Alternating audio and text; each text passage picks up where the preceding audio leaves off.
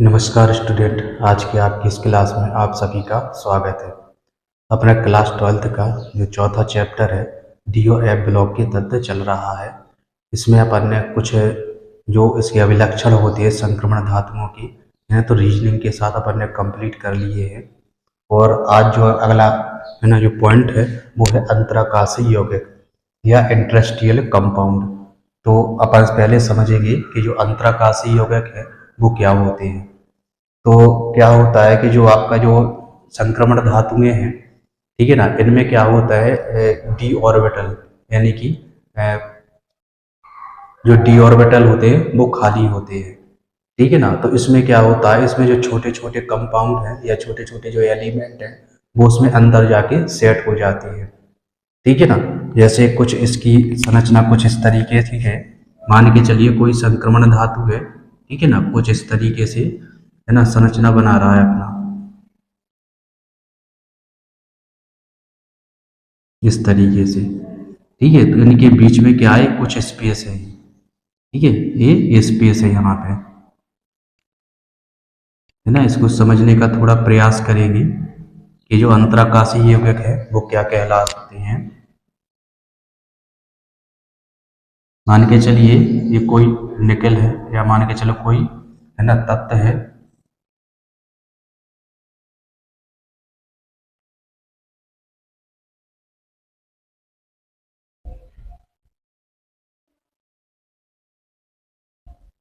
इस तरीके की जालक संरचनाएं बनाते हैं जो ये संक्रमण धातु में है ना, इस तरीके की जालक संरचनाएं बनाते हैं। मान के चलिए कोई एलिमेंट है, ठीक है ना, संक्रमण धातु है कोई, और इनके बीच में क्या है, स्पेस होता है, ठीक है ना, इनके बीच में ये स्पेस होता है। तो इसमें जो छोटे कंपाउंड होते हैं, अब छोटे कंपाउंड कौन कौन से हो सकते हैं, जैसे कि नाइट्रोजन हो गया, है ना, हाइड्रोजन हो गया, कार्बन हो गया, ठीक है ना। ये क्या होते हैं, ये छोटे कंपाउंड होते हैं, है ना, कार्बन, हाइड्रोजन, है ना, नाइट्रोजन और बोरॉन। बोरॉन ये छोटे कंपाउंड होते हैं, बहुत सॉरी छोटे एलिमेंट हैं, इसमें अंदर जाके सेट हो जाते हैं, ठीक है। यहाँ पे क्या हो जाएंगे, ये सेट हो जाएंगे ये वाली, ठीक है, इस तरीके से यहाँ पे इस तरीके से यहाँ पे सेट हो जाते हैं। इससे क्या होता है, इनकी जो मजबूती है ना, मजबूती है, स्टेबिलिटी है, वो क्या है, बढ़ जाती है, ठीक है ना। तो जो एलिमेंट है ना, इसमें क्या होते हैं, जब ये जालक संरचनाएं बनाते हैं तो इसमें जो छोटे एलिमेंट हैं वो इसमें अंदर आके सेट हो जाते हैं, है ना। तो इस तरीके के जो कंपाउंड जो बनते हैं उनको अपन अंतराकाशीय यौगिक कहते हैं, ठीक है। क्या बोलते हैं उनको, उनको अंतराकाशीय यौगिक बोलते हैं। तो इनकी अपन इसकी डेफिनेशन भी अपन लिख सकते हैं, ठीक है। तो इसकी जो डेफिनेशन हो जाएगी वो हो जाएगी कि जालकों के रिक्त स्थान, है ना, में क्या होते हैं, या तत्वों के जो परमाणु के मध्य, है ना, रिक्त स्थान में बाह्य परमाणु के आ जाने से बने यौगिक, है ना, अंतराकाशीय यौगिक कहलाते हैं, है ना। तो जालकों के जो रिक्त स्थान होते हैं, जालकों के जालकों के रिक्त स्थान, जालकों के रिक्त स्थान में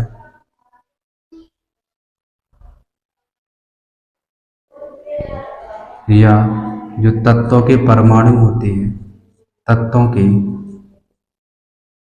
परमाणुओं के मध्य, तत्वों के परमाणुओं के मध्य, तत्वों के परमाणुओं के मध्य रिक्त स्थान में, परमाणुओं के मध्य रिक्त स्थान में, रिक्त स्थान में, रिक्त स्थान में बाह्य परमाणुओं, छोटे बाह्य परमाणुओं, छोटे बाह्य परमाणुओं, छोटे बाह्य परमाणुओं के आ जाने, के आ जाने, आ जाने से बने यौगिक, आ जाने से बने यौगिक, आ जाने से बने यौगिक अंतराकाशीय यौगिक कहलाते हैं, अंतराकाशी यौगिक कहलाते, अंतराकाशी यौगिक कहलाते हैं। बने यौगिक अंतराकाशी यौगिक कहलाते हैं, अंतराकाशी यौगिक कहलाते हैं। ठीक है, इन्हीं को क्या बोलते हैं अपन, अंतराकाशी यौगिक बोलते हैं, और इसको बोलते हैं अपन क्रिस्टल जालक। ठीक है ना, इसको बोलते हैं अपन क्रिस्टल जालक, और ये दो प्रकार से होते हैं। ठीक है, लेकिन यदि अपन टाइप की बात करें तो ये दो प्रकार की या दो टाइप के होते हैं। ठीक है, जिनको बोलते हैं, पहले को बोलते हैं अपन स्टिक्योमेट्रिक और दूसरे को बोलते हैं नॉन स्टिक्योमेट्रिक, है ना। यदि इनकी टाइप्स की बात करें, ठीक है, तो इसमें अपन को दो टाइप देखने को मिलेंगे। एक को बोलेंगे अपन स्टिक्योमेट्री,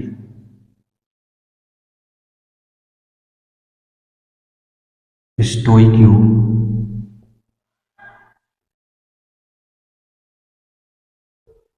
स्टोकियोमेट्रिक। ठीक है, मतलब हिंदी में इसको बोलते हैं रस समीकरण मितीय। ठीक है, क्या बोलते हैं, रस समीकरण मितीय। और ये जो कंपाउंड होते हैं सामान्य संयोजकता नियमों का पालन करते हैं। ठीक है, ये क्या करते हैं, सामान्य संयोजकता नियमों का पालन करते हैं। ठीक है, इनमें जो बैलेंसी होती है वो सामान्य होती है। ठीक है, अभी ये दूसरे प्रकार के पढ़ेंगे तो उसमें जो बैलेंसी है वो पॉइंट में आ जाती है। ठीक है, आपने कभी जो बैलेंसी है पॉइंट में नहीं पढ़ी होगी, है ना, पूर्ण अंकों में पढ़ी होगी। जैसे 1 हो गई, 2 हो गई, 3 हो गई, इस तरीके की बैलेंसी देखी होगी। लेकिन इसके दूसरा टाइप होगा नॉन स्टिक्योमेट्री, तो उसमें आपको पॉइंटों में संयोजकता देखने को मिलेगी। यदि इसके एग्जाम्पल में देखें अपन, है ना, तो ये आ जाएगा NiH2। एग्जाम्पल है इसके NiH2। ठीक है, NiH2, COH2 और FeH2, COH2, FeH2, ये इसके एग्जाम्पल होते हैं। ठीक है, NiH2, COH2 और FeH2 इसके एग्जाम्पल है। एक दूसरे प्रकार का है नॉन स्टिक्योमेट्री। ठीक है, एक दूसरे प्रकार का क्या है, नॉन स्टिक्योमेट्री।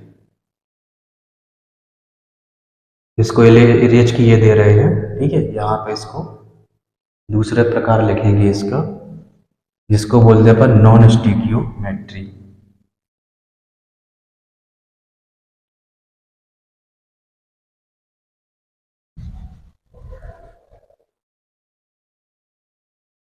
दूसरा टाइप है इसका नॉन स्टिक्योमेट्री, नॉन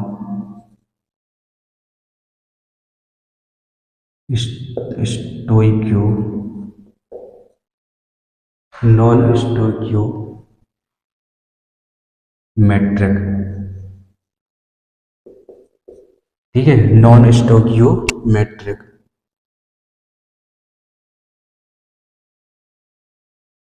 इसमें क्या होती है, जो संरचना है सामान्य संयोजकता सूत्रों का पालन नहीं करती है।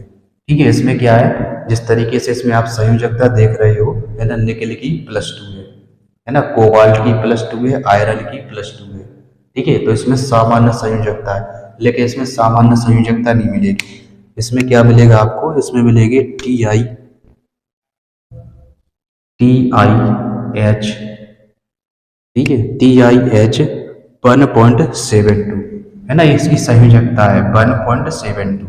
ठीक है, ये आपने इस तरीके की संयोजकता नहीं देखी होगी, लेकिन इनमें जो जो जालक होते हैं, नॉन स्टिक्योमेट्रिक कंपाउंड होते हैं, उनमें इस तरीके की आपको, है ना, संयोजकता देखने को मिलेगी।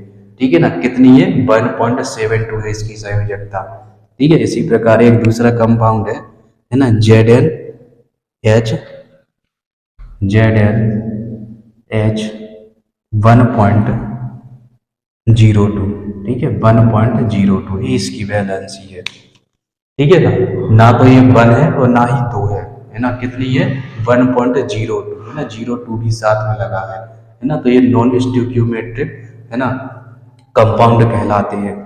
ठीक है, तो इस तरीके से जो अंतराकाशी कंपाउंड है ये दो प्रकार के मिलेंगे आपको, स्टिक्योमेट्रिक और नॉन स्टिक्योमेट्रिक।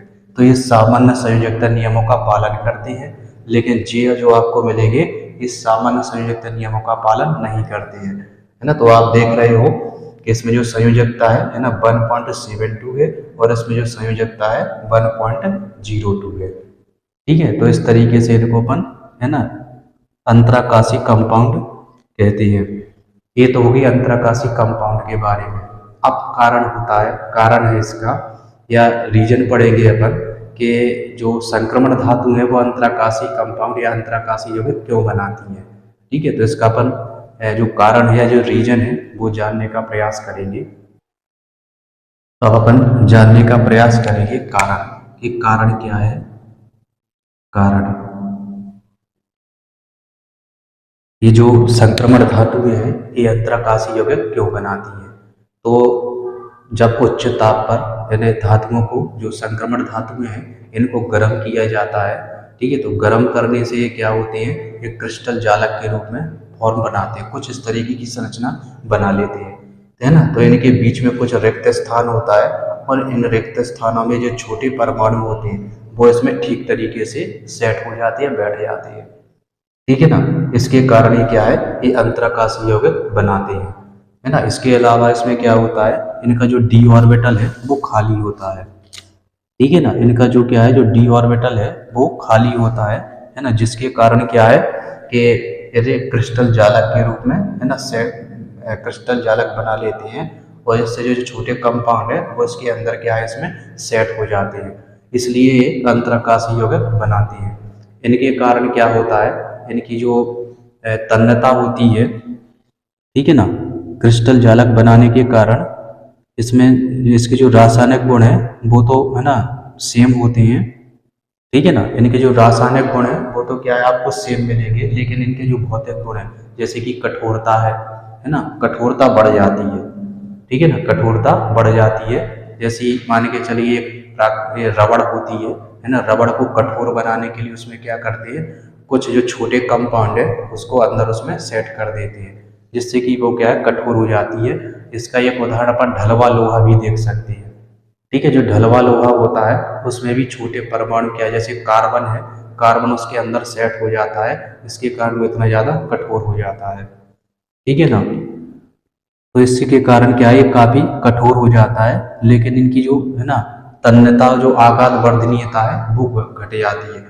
मतलब इसमें जो फैलने का गुण है, जब पीटते हैं अपन लोहे को, जो फैलने का गुण है वो कम हो जाता है, लेकिन कठोरता बढ़ जाती है इसकी। ठीक है, और इसके जो कुछ एग्जाम्पल वो आपको ये दिए गए हैं। ठीक है, FeH2, COH2, NiH2, है ना, इसके एग्जाम्पल है ना। तो इसलिए क्या है, जो संक्रमण धातु है वो अंतराकाशी यौगिक बनाती है। ठीक है, अब अगला पॉइंट अपन देखेंगे। इसके बाद है ना, अगला है इसमें मिश्र धातु निर्माण। ठीक है, जो संक्रमण धातुएं हैं मिश्र धातुएं बनाती हैं, है ना। तो क्यों बनाती हैं इसका भी कारण अपन जानेंगे कि जो आपकी जो संक्रमण धातु है ना, वो मिश्र धातुएं क्यों बनाती हैं। अगला इसका पॉइंट है मिश्र धातु निर्माण। जो संक्रमण धातु है वो मिश्र धातुओं का निर्माण करती हैं। अब मिश्र धातुएं होती क्या है ना, तो ऐसी धातुएं होती है इसमें क्या होते हैं, दो या दो से अधिक है ना जो धातुएं हैं वो आपस में मिल करके है ना एक नई धातु बनाती हैं, जिनके जो गुण होते हैं है ना वो जो मूल धातुएं हैं उनसे क्या होते हैं, भिन्न होते हैं। ठीक है ना, जब मिश्र धातु बनाते हैं तो संक्षारण प्रतिरोधी हो जाती है। ठीक है, इनका गलनांक क्या होता है, उच्च हो जाता है। ठीक है ना, मजबूत होती है, कठोर होती है ना। इसके कारण से क्या है, ये मिश्र धातुएं बनाई जाती हैं। इसका मुख्य कारण है कि जो संक्षारण है वो इनका नहीं हो पाता मिश्र धातुओं बनने के कारण। ठीक है ना, जैसे कि स्टेनलेस स्टील है, ठीक है ना, लोहा और कार्बन को मिला करके स्टेनलेस स्टील बनाते हैं और जिसमें क्या है आसानी से जंग नहीं लगती है ना। लोहे में आपने देखा होगा वो क्या है, जंग लग जाती है उसमें, है ना। कांसा है, तांबा है, पीतल है, ये सारी की सारी ये चीज़ें क्या है, ये सारी मिश्र धातुएं कहलाती हैं, जिसमें क्या है इन तत्वों की क्या है एक निश्चित मात्रा को मिला करके मिश्र धातुएं बनाई जाती हैं। ठीक है ना, तो जो संक्रमण धातु है ये दो प्रकार के मिश्र धातु बनाती हैं। एक तो है अंतराकाशी मिश्र धातु, जिसको अभी अपन पिछले पॉइंट में पढ़ चुके हैं, ये वही चीज है। ठीक है ना, ये क्या है, ये अंतराकाशीय मिश्र धातु वही है जो भी अपन ने पढ़ा है। दूसरा है ठोस विलयन मिश्र धातु। इसमें क्या है, ठोस पदार्थों को है ना विलयन के रूप में बना करके मिश्र धातु बनाई जाती है। ठीक है ना, तो जब किसी है ना धातु में अल्प या अधिक मात्रा में अन्य है ना गलत अवस्था में मिश्र धातु है ना मिला करके है ना समांगी मिश्रण प्राप्त किया जाता है, तो इस प्रकार की जो धातु है वो आपकी मिश्र धातु कहलाएगी। ठीक है ना, इसमें क्या होगा, गलत अवस्था में है ना किसी अन्य धातु को मिला करके है ना एक ठोस विलयन या समांगी विलयन प्राप्त किया जाता है, उसी को ही अपन है ना ठोस विलयन मिश्र धातु कहते हैं। वो अंतराकाशी में अपन पढ़ ही चुके हैं इसके पहले, है ना। तो जो संक्रमण धातु हैं ये दो प्रकार की मिश्र धातु बनाती हैं।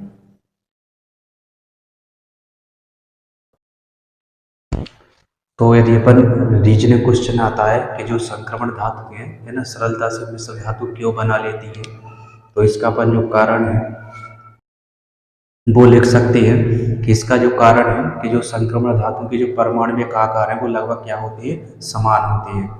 ठीक है ना, परमाणविक आकार क्या होते हैं, समान होते हैं, जिससे क्या होती है कि एक धातु है ना के साथ में जब दूसरी धातु आती है तो वो आसानी से क्या है उसको प्रतिस्थापित कर सकती है ना, प्रतिस्थापित करके एक मिश्र धातु का निर्माण कर लेती है। ठीक है, निर्माण कर लेती है। इसको गलत अवस्था में भी अपन मिला सकते हैं। ठीक है ना, गलत अवस्था में मिलाने पर है ना जैसे इसको ठंडा करते हैं, ठीक है ना, तो वो आपस में क्या है मिक्स हो जाती है और एक मिश्र धातु का निर्माण करती है। ठीक है ना, इससे क्या होती है उसकी जो कठोरता है वो बढ़ जाती है, गलनांक भी बढ़ जाता है इसका। ठीक है ना, इसके अलावा जो संचारण क्षमता है ना वो भी है ना इसकी बढ़ जाती है, मतलब ये आसानी से संचारित नहीं हो पाती है। ठीक है ना, तो इसलिए क्या है कि संक्रमण धातुओं की मिश्र धातुएं बनाई जाती है, जैसे कि है ना पीतल है, कांसा है ना। यदि उदाहरण देखें अपन,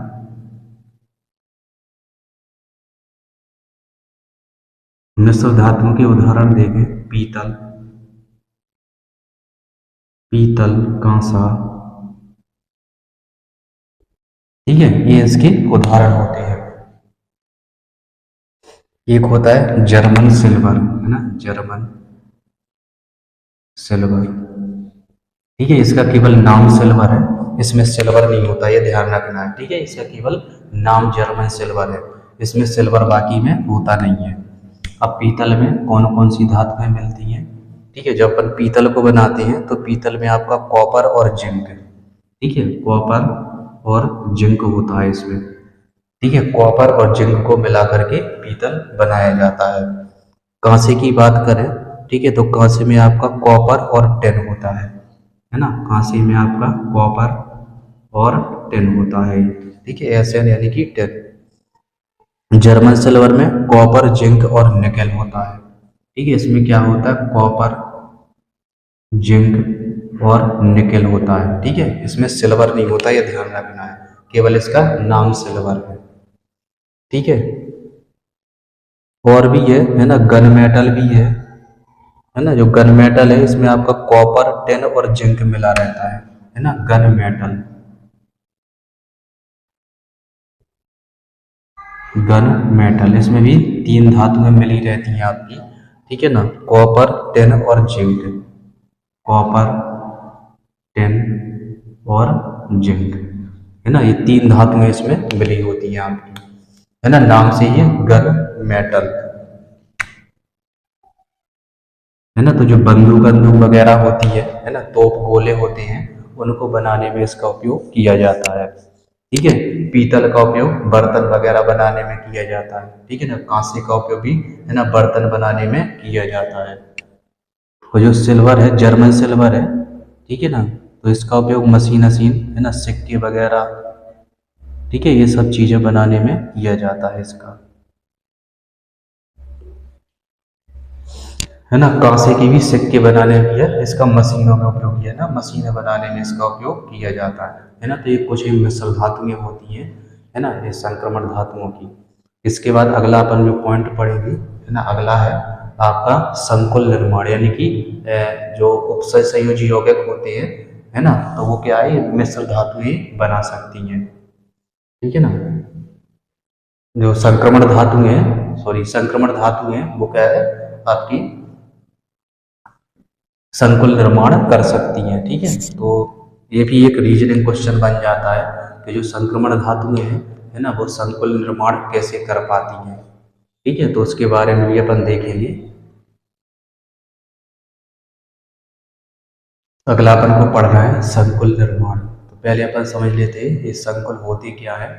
ठीक है, इनको अपन उपसय संयोजी यौगिक भी बोलते हैं, है ना, संकुल भी बोलते हैं। ठीक है ना, तो एक अपन रिएक्शन देखते हैं इसमें जिसमें संकुल का निर्माण होता है ना। तो जब NaCN को अपन है ना फेरिक क्लोराइड के साथ है ना क्रिया कराते हैं NaCN की। ठीक है, जो NaCN है यानी कि सोडियम है ना साइनाइड की जो क्रिया है अपन FeCl2, ठीक है ना, FeCl2 फेरिक क्लोराइड के साथ अपन कराते हैं। ठीक है ना, तो ये कंपाउंड बनता है या कॉम्प्लेक्स बनता है Na4 का, Na4 कोष्टक FeCN का होल 6,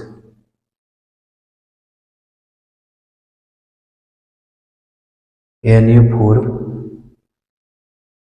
FeCN का होल 6, ये 4 है Na4। ठीक है, एक कॉम्प्लेक्स है। ठीक है, इसको अपन कॉम्प्लेक्स या संकुल बोलते हैं। ठीक है, इसको बोलते हैं अपन संकुल यौगिक, संकुल यौगिक।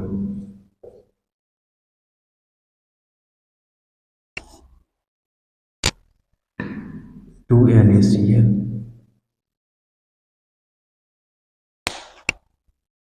ठीक है, तो जब दो लवणों को, ये लवण है, दोनों लवणों को क्या है ना आपस में क्रिया कराते हैं तो ये है ना एक कंपाउंड का निर्माण या यौगिक का निर्माण होता है जो क्या है अपने कुछ आयनों या फिर समस्त आयनों का परीक्षण नहीं देता है। ठीक है, कहने का मतलब इसको पूरा डिटेल से अपन अगला जो चैप्टर आएगा उपसय संयोजी यौगिक उसमें पढ़ेंगे, लेकिन चूंकि यहाँ पे आया है तो इसके कुछ कैरेक्टर या कुछ जो जानकारी है वो अपन समझ लेते हैं कि जब इसको अपन पानी में घोलेंगे है ना तो ये समस्त आयनों का परीक्षण नहीं देगा, है ना, केवल इससे Na और जो ये पूरा जो आयन है ना, ये वाला अलग होगा। है ना, आप सोचे कि अपन इससे Fe का परीक्षण कर लें तो Fe का परीक्षण ये नहीं देगा, Cn का परीक्षण कर लें तो Cn का भी नहीं देगा। क्यों? क्योंकि ये जो कंपाउंड है ये बिल्कुल अलग होगा ही नहीं। ठीक है ना, इससे आपको Na के आपको है ना आयन मिल जाएंगे और इसके पूरे के आयन मिलेंगे। ठीक है ना, तो इस प्रकार के जो यौगिक होते हैं वो आपके संकुल यौगिक कहलाते हैं। ठीक है ना, एक होता है द्विक लवण, है ना, वो इसके बारे में अपन पढ़ेंगे, है ना, अगली तरफ जो अपना जो अगला चैप्टर होगा वहाँ पे इस चीज को अपन पढ़ेंगे। ठीक है, तो अब अपन इसका कारण जान लेते हैं कि जो कंपाउंड है या जो आपकी जो संक्रमण धातुएं हैं, ठीक है ना, ये संकुल यौगिक क्यों बनाती हैं। ठीक है, तो संकुल यौगिक बनाने के इसके कुछ कारण हैं। ठीक है, संकुल यौगिक बनाने के इसके कुछ कारण है ना। तो पहला है इसका है ना परिवर्ती ऑक्सीकरण संख्या, है ना, अपन इसका कारण जान लेंगे कि जो आपकी संक्रमण धातुएं हैं वो मिश्र धातु सॉरी संकुल निर्माण क्यों करती है या संकुल कंपाउंड है ना क्यों बनाती हैं।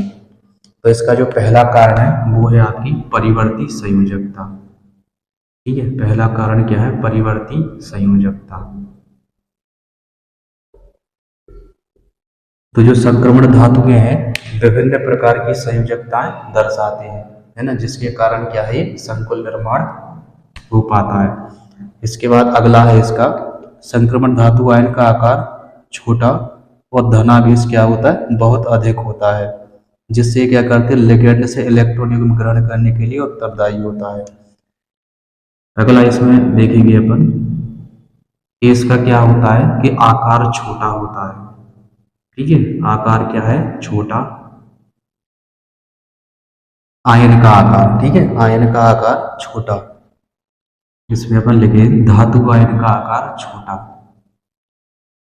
धातु आयन का आकार छोटा और धनावेश अधिक होता है, और धनावेश अधिक होता है। ठीक है, धनावेश अधिक होता है जिससे क्या करती है ना, ये इलेक्ट्रॉन युग्म ग्रहण कर लेते हैं, है ना, जिसके कारण क्या है, ये इलेक्ट्रॉन युग्म है ना ग्रहण करने के लिए उत्तरदायी होते हैं, है ना। ये क्या करते हैं, लिगेंड, ये कहलाता है लिगेंड, ठीक है। जो Cn है ये लिगेंड है, एक केंद्रीय धातु आयन है, ये काउंटर आयन है ना, मतलब इसके जो बाहर रहेगा ये उपसहसंयोजी मंडल है, ये जो बड़ा कोष्टक दिख रहा है इसको बोलते हैं अपन उपसहसंयोजी मंडल, है ना। तो इसके बाहर रहेगी काउंटर आयन है ना, ये आपका केंद्रीय धातु आयन है और ये लिगेंड होता है ना। तो इनका जो आकार है ये छोटा होता है, ठीक है, और धनावेश इस पे अधिक है, यानी कि इसमें यदि ऑक्सीडेशन नंबर देखें इसमें तो ये +2 में है, ठीक है ना। जो आयरन है ये +2 में है, तो आकार छोटा और धनावेश इस पे अधिक होता है, इससे क्या करता है, लिगेंड, जो लिगेंड होता है ना, ये इलेक्ट्रॉन को डोनेट करता है और इसको ये एक्सेप्ट कर लेता है, ठीक है ना। तो इसकी जो प्रवृत्ति है ये अधिक होती है। इसके बाद है इसमें उपयुक्त ऊर्जा वाले रिक्त d ऑर्बिटल। इसके बाद अगला इसका जो रीजन है ना, रिक्त d ऑर्बिटल या उपयुक्त ऊर्जा वाले, इनके पास क्या होता है, उपयुक्त ऊर्जा वाले, उपयुक्त ऊर्जा वाले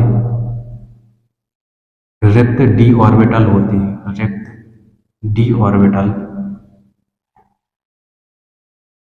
ठीक है। उपयुक्त ऊर्जा वाले इनके पास क्या होते हैं, रिक्त d ऑर्बिटल होते हैं, है ना, जिसके कारण क्या है, लिगेंड द्वारा प्रदत्त इलेक्ट्रॉन युग्म स्वीकार करते हैं, जिसके कारण जो लिगेंड होता है ना, जो इलेक्ट्रॉन युग्म, जो इलेक्ट्रॉन पेयर दान करता है वो इनमें क्या है, आसानी से वो भर जाता है, ठीक है। तो ये कुछ कारण है जिसके कारण क्या है, इस संकुल निर्माण करते हैं।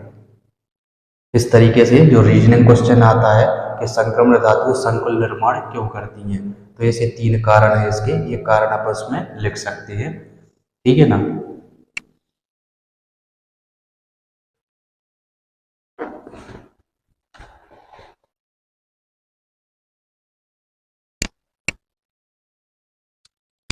यहीं पे एक चीज और बताए दे रहे हैं, जब यदि फिर इसको आयनों में तोड़ेंगे, है ना, ये क्वेश्चन आपके परीक्षा में आ सकता है, कोई कंपाउंड है ना दे दे और उसमें पूछेगा आपका आई का मान, यानी कि बॉन्ड ऑफ फैक्टर, ठीक है, आई का मान वो पूछ सकता है, ठीक है ना, या ये पूछ सकता है कि इसमें कितने आयन होंगे, ठीक है। जब इसको अपन पानी में घोलेंगे इस संकुल यौगिक को, है ना, तो ये कितने आयन देगा, है ना। तो इसके बारे में भी अपन चर्चा कर लेते हैं। जैसे Na4 है, Na4 FeCN का होल 6, इसको जब अपन पानी में घोलेंगे, ठीक है ना, इसको, तो ये कितने आयन देगा, है ना। तो अपन देख लेते हैं इसमें आपके, है ना, 4 तो कितने हैं, सोडियम, है ना, 4 कितने हैं, सोडियम आयन है, जो कि +1 में एडजस्ट करता है, ठीक है। और एक आपका हो जाएगा जी वाला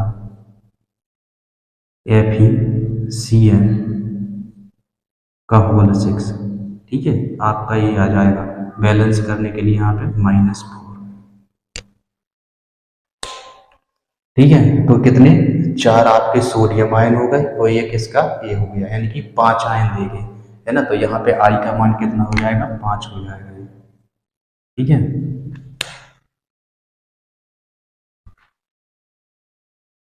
ठीक है, तो इसमें कितने हो जाएंगे, टोटल 5 आयन इसमें हो जाएंगे।